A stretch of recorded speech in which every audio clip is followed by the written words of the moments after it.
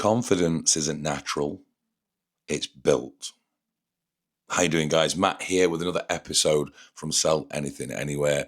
Thank you for joining me this week. And this episode, we're going to be covering off how to build your confidence fast. Now, it is true, confidence isn't natural. It's something that is built over time. You're not born with it naturally. And if you are, well played. You know, if you're a confident person naturally, then that's a great advantage to have. But majority of people are not. And it does take time, persistence to build up to a certain level of confidence. Now, the thing I learned about confidence over my time is it's just repetition. It's just repeating what you're doing to get stronger, to build bigger confidence as a human being. And over a period of time, you won't notice it straight away, but over a period of time, your confidence levels will soar sky high. And like I said on previous episodes, you look at someone who's doing well in the job that you're doing or the industry that you're in, or maybe somebody you work closely with. If they're very good at what they do, look at the confidence levels. Because when you have got that confidence, you can proceed, you can execute, you can go into any situation with conviction and authority. So it's something that's going to take time to build your confidence levels up. Unfortunately, I've not got bucket loads of confidence that I can hand out to you. You have to dig deep and find that in your inner self, but it is there, sitting somewhere. So, you know, if you've not found it yet, you will do, but just keep repeating. It's all about repetition. The other notes that I've made, I mean, you will feel very, very uncomfortable at first. I did. I mean, I remember my first sales job face to face on the shop floor, and all these people was walking and customers was walking around. I didn't even want to approach anybody. In fact, I just wanted to go and hide under a rock. I didn't have any approach tactic. I didn't want to speak to anybody. In fact, even when they came to me and asked me a question, I was like, you know what? What do I say? What do I do? But you will feel uncomfortable at first. It's natural. It happens to everybody. Anyone that's ever started out in selling, or even on social media, confidence is something that it's slow to creep in, but eventually it will. And don't worry about feeling uncomfortable. You're meant to feel uncomfortable. Most people as well, I've noticed along the lines, I mean, crikey, I've been around for a while doing what I do. They quit far too easily. They quit far too soon. If you're going to go into something, go into it with both feet. Don't half-ass it.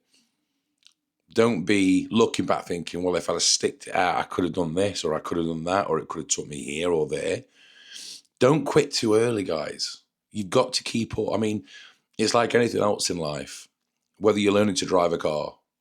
If you stop learning to drive a car, if you quit too early, you'll never do it. And it's the same in this environment or any other environment.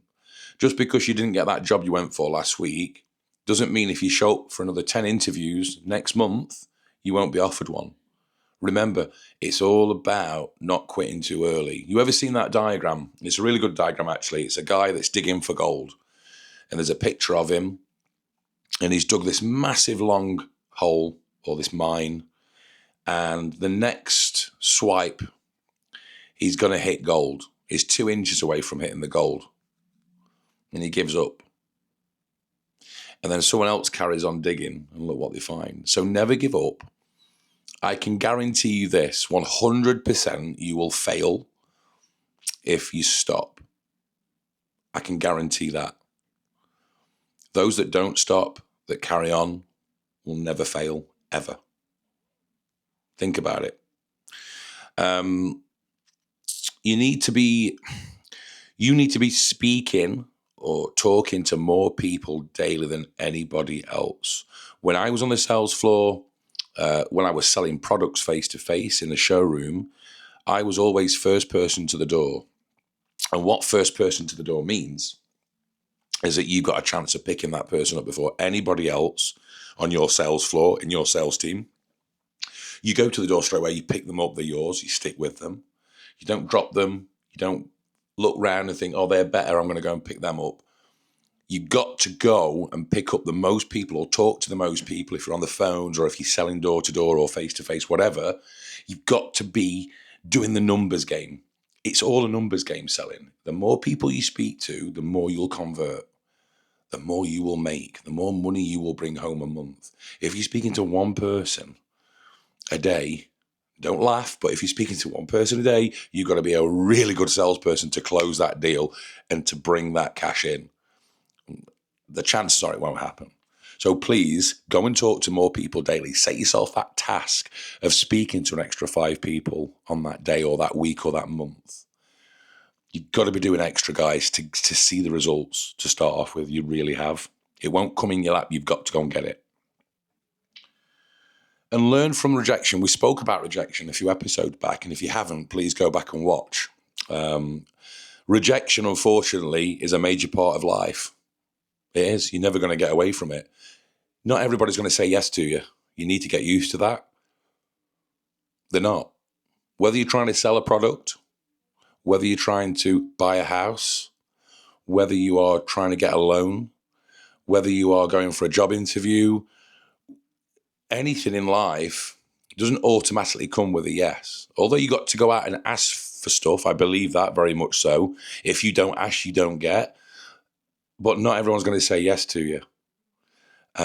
You've got to subconsciously remember that, whether you're pitching a sales or whether you are going in for the close, especially when it comes to closing a deal.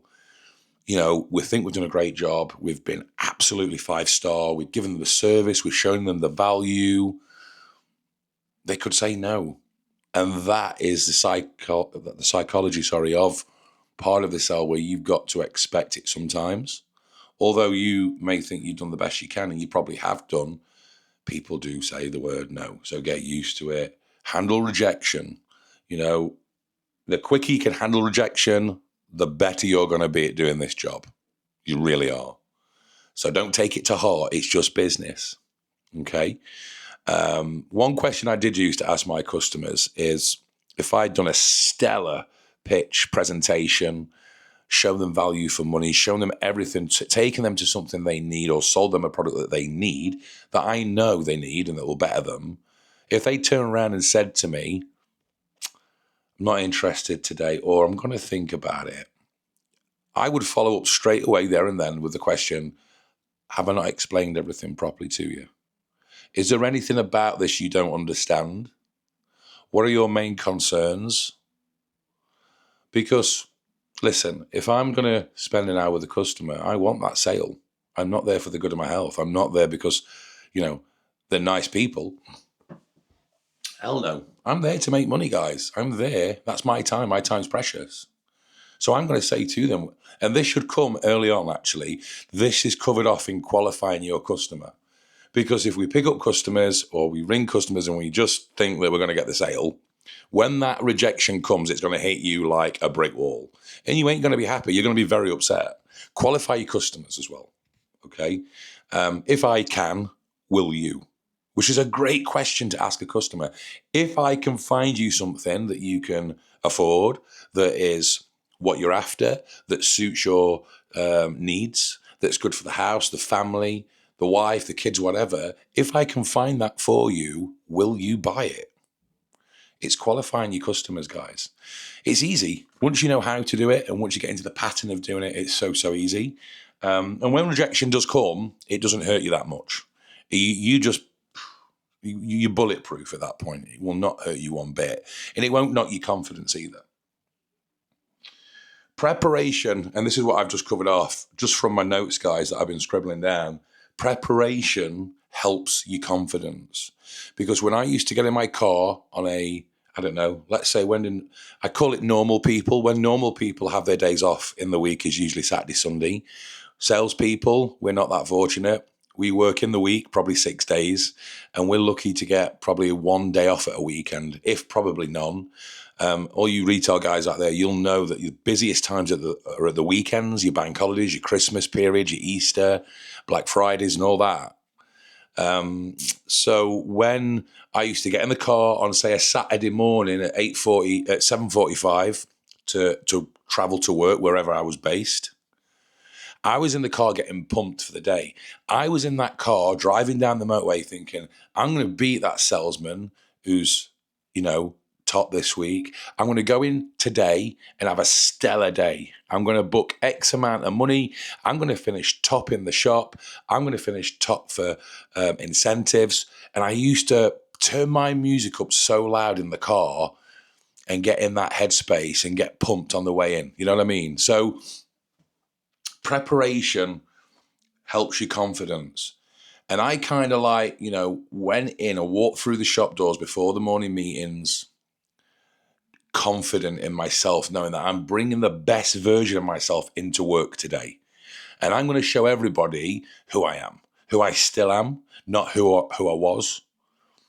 And I think having that preparation, that whether it was a 45-minute drive into work or an hour, having that preparation in my head mentally and psychologically enabled me to not only go into work that day on a high, but to finish strong as well come 6 o'clock, 5 o'clock on a Saturday evening when all the figures was totted up to see who was top for the week. It's a pride thing as well. It really was. But prep your mind, prep your brain, and it will help. It will help you moving forward in this kind of industry that we're in. Confidence comes after action, and that's so true. So please take this away from this episode. Confidence comes after action. And it's basically saying you've got to go through all this, get out the other end, and your confidence will keep stacking up and growing and growing and growing. Just like, I don't know, let's say you go to the gym because you want to lose some weight. You want to feel good about yourself. It might bring you more confidence back. But if you've been to the gym once and you go home and you look in the mirror, you're not going to see a difference. If you go to the gym for 6 months and come home and look in the mirror, you might see a little bit of a difference. So this is all it should all come together. Confidence comes after action by doing these things that we're teaching you in these episodes. And over a period of weeks and months and a year, your confidence should come out and it should be there after you've done all these actions. You've got to go, like I say, you've got to go through all these scenarios. You've got to, ride that roller coaster ride, have the ups, have the downs. And not only will you grow as a person, you'll grow in your position, you'll grow in your industry, and it won't be long until you're the top of your game. Seriously, it'll happen. It will happen. Just have that confidence in yourself, believe in yourself. Like I said before, you won't have someone holding your hand all your life telling you that you're amazing. You've got to believe in yourself. You've got to go out there and show people who you are. You've got to run. Stop walking, go and run it. And before you know it, you'll be sprinting. Thank you so much, guys, for tuning in. We'll see you next week on Sell Anything Anywhere.